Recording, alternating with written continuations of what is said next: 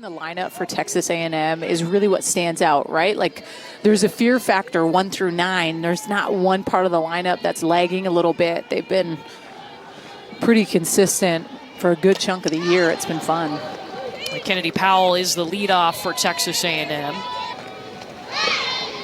That stuff happens, though, right? Like, and I think what stood out was slap in the face for the women that have been here for 4 years. Kennedy Powell hits this one back to Tyra Clary in the circle, and you could have this intimidation factor with, oh, this team #1 in the country last year. You don't need to play any different because of the opponent.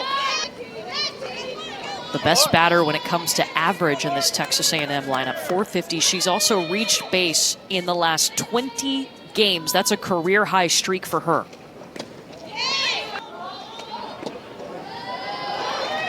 Speaking of patience, Danielle,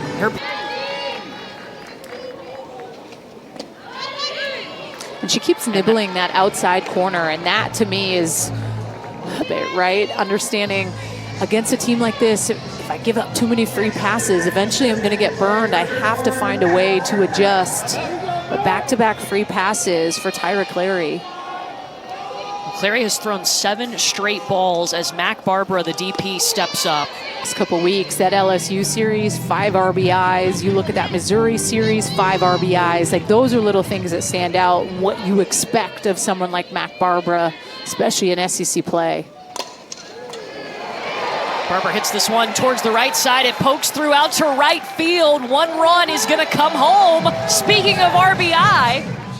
And, I mean, a moment that stands out to me was that series that I called one of the games against LSU. That game that I called, she actually didn't get the start. And I think looking at what she's been able to do and how she's been able to respond is just so impressive. She's been on fire since then. 1 and 2. And I like that, giving her more RBI situations, maybe a little less pressure. Off the end of the bat, rolls to Mia Lascano at short, just in time. Their infield, Mia Lascano moving from second to shortstop because their everyday starting shortstop, Cecilia Vasquez, is out with an injury to her finger that happened in warm-ups. Potentially a position that, not that they're not comfortable with, but maybe the reps aren't there, but you know how to field that ball. Lascano is... Lascano comfortable there as Ali Enright is at the plate. 2 balls, no strikes. Looking for shallow left, just in front of Deja Williams, who lays out for it. Mac Barbara is home. Just not able to keep it in. She catches it, but... True freshman who has solidified her spot at second base.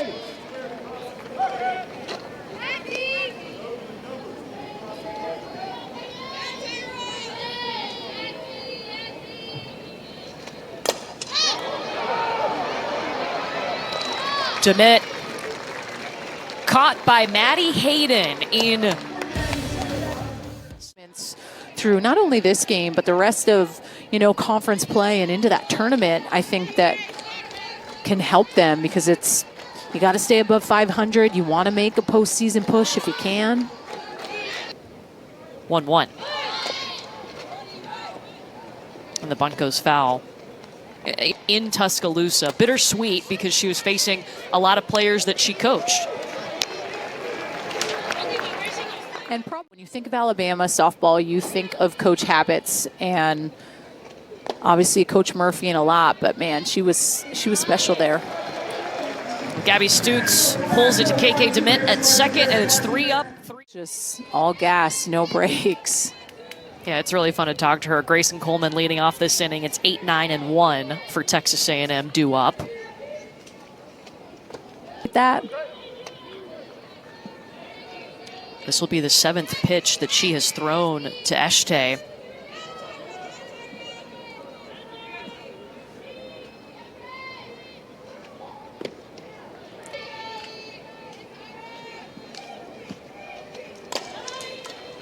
Kennedy Powell likes the first pitch out to right field. It bounces. Eshte running around to third. Powell over to second. Just like that, it's 2 in scoring position. How Allison Habits has put full trust in her, and that has just been a game changer for her to go out there in the circle and know that her head coach has her back. That's in coach Shelby Sinceri, the LSU grad. It just gives you a little bit of a leg up out there.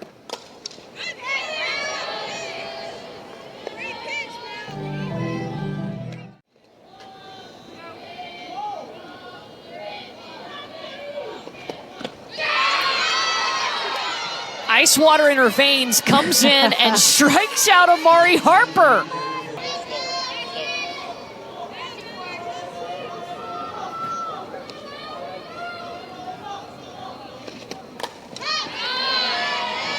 And getting ahead.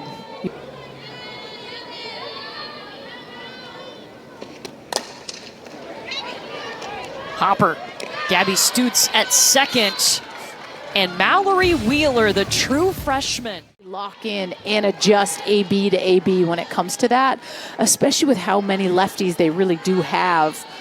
The difference between hitting the ball to the shortstop and up the middle, what's the adjustment on that? And they've only had one base runner today. She was with the Camels in the tournament in 2022 and 2023. Oh, got a hold of that one. Touch them all. Let's go, Savannah White. Leading off this inning with a solo shot, just her second home run of the season, her first since March 14th. I didn't know if this is going to stay fair or foul. It's just a pitch that stays over the heart of the plate, but looks like it hits that foul pole in left field. Gotta love it from your 8-hitter, Savannah White. Egg pole, foul pole, fire me up.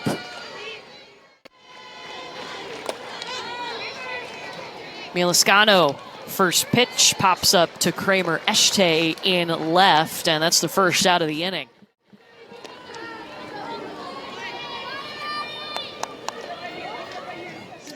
That maybe hasn't got the amount of innings that she would like. So it's important in games like this of just like going to town, hammering good spots. Coco Woolley charging on this ball just in time to retire Maddie Hayden. Barks, she goes and gets this on the hop. Coco Woolley gets a little velo on the throw. Even hop, they tend to always be safe, but this should, yeah, she's out by a step. Call going that fast down the line. We're throw. cheating. We're cheating. Look, Savannah White, who led off this inning for Louisiana with a solo home run, just her second of the season, but Grace Sparks and her defense have retired the next two batters to get to Deja Williams. Way too much speed up the line. You touch that, she's safe all day.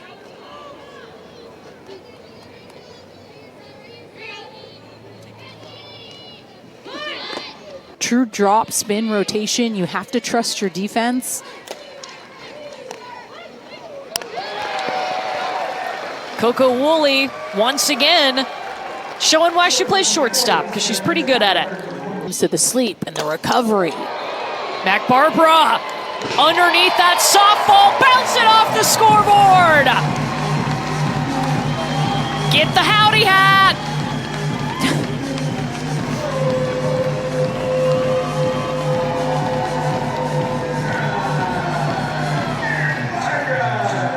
Starting the third. And she's on time with it, and obviously has so much power opposite field all day.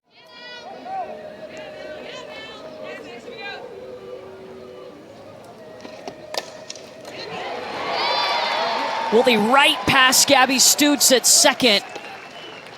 And Coco Woolley is on for the first time today. They're finding ways to like make that adjustments. And sometimes as a pitcher, Mallory Wheeler probably coming in this inning, feeling good. But then you see this team find a way to take the data from the inning prior and completely adjust. And at times that's what makes pitching so tough. There goes Woolley. Plenty of time, and Coco Woolley has her 13th stolen base.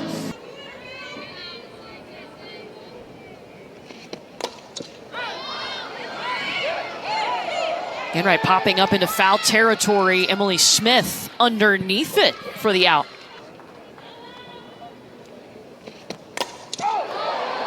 First pitch. She liked it a lot. Goodbye. runs in this inning for Texas A&M. That long ball was the 10th of DeMitt's season. I mean, this was a daddy hack. Pitch elevated a bit up in the zone, but she almost takes this over the scoreboard. It hits the up at the very top. Photos coming. Photos coming. 2-2 to Grayson Coleman. Right past Noble. Stutes on the move and is able to retire Coleman for out number 2. Didn't know she was a freshman, then, or you wouldn't know that she was a freshman from how she acts. This one scooped up by Maddie Hayden for out number 3. This game, get both pitchers some innings. There's a good amount of innings pitched on the year, and she's been pretty steady. Emily Smith making contact. Her spots and her role as this season gets closer and closer to the postseason. Samro towards left. We're not owning our role at this point, right? It's going to be tough.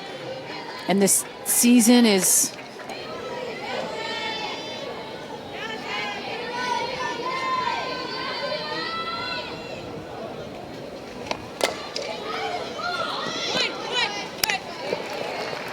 And KK DeMitt makes the toss over to Maya Perez, but that does move the runner into scoring position. Aaron was a part of that McNeese team that forced Game 7 in the 2023 regionals against Washington. Ended up losing 7-6. It was wild. Danielle was sweating the whole time. This is going to drop. One run across as Ferguson scores. It gets in the Bermuda Triangle, and you see that the infield's in. I think if Coco Woolley is back a little bit, but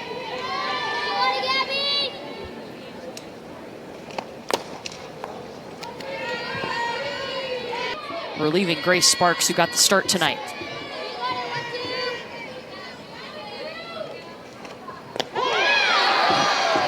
There it is, and the strikeout from Lessentine to get out of the inning in Louisiana. It's the top of the order here for Texas A&M, 1, 2, and 3 to start off the 4th inning, facing Bethany Noble, who entered this game in the 3rd. 3 different pitchers tonight for Louisiana.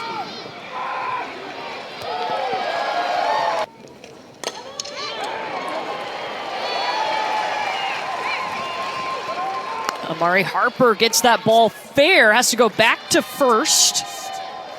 she's going to have to amp it up. And I like that she's getting a little bit more help in the pitching department this year. It's a hopper to Gabby Stutes at second. Well, there's a first time for everything.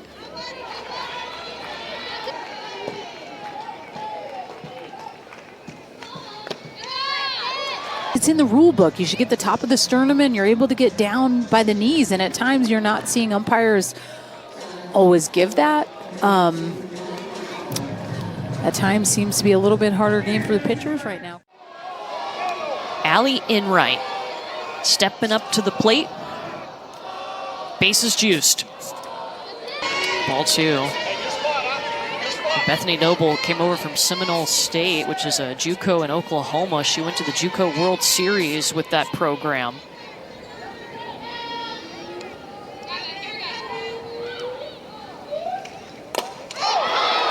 Allie Enright. Bounce it off the wall. Bounce back in.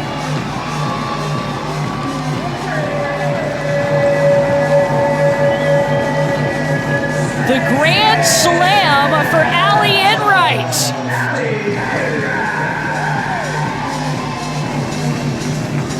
That's the fifth. And not fooled by the changeup. You can tell it's almost like her swing path and lower half was just ready, set, boom, on time with this pitch.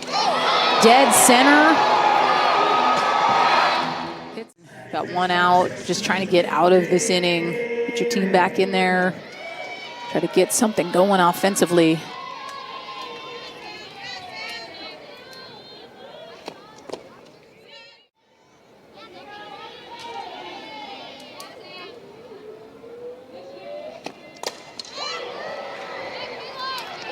towards right. Scooped by Falterman. 2 down.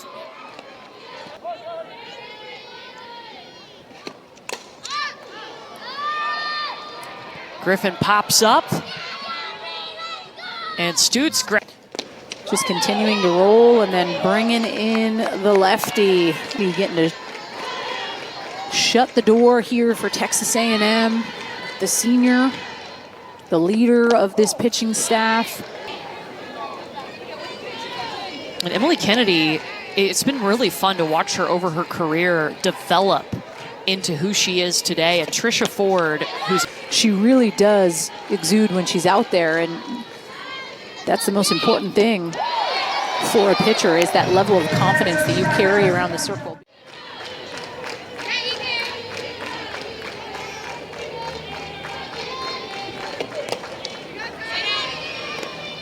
This one rolls to DeMitt, and 2 away. Louisiana down to its final out.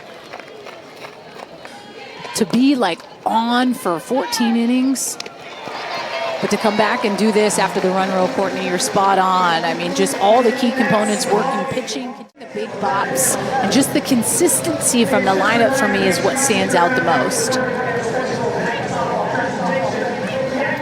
So it starts with Arkansas this weekend.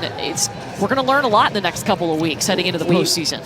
We sure are, and it's not how you start, in my opinion. It's how you finish and how you pedal to the metal to continue to get better. Getting to host Arkansas is awesome, and then I think them getting to be battle-tested, heading to Tennessee to go up against a 78-mile-an-hour.